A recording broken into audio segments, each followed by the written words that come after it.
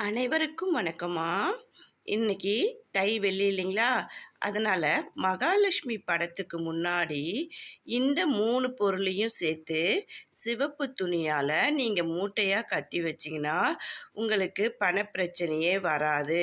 நீங்க உங்களுடைய வேண்டுதல் எதுவா இருந்தாலும் பலிச்சிரும் அப்படிங்கிறதுக்காக தான் இந்த பதிவு.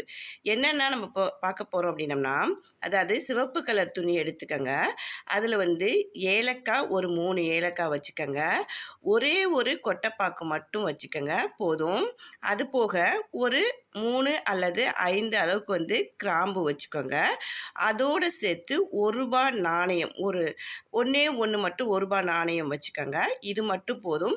இதை வச்சு ஒரு மூட்டையாக கட்டி சிவப்பு துணியில் சிவப்பு கலர் நூலால் உங்களுடைய மகாலட்சுமி படத்துக்கு முன்னாடி வச்சிங்கன்னா, உங்ககிட்ட வந்து எப்பயுமே பண ஈர்ப்பு சக்தி இருந்துக்கிட்டே இருக்கும்.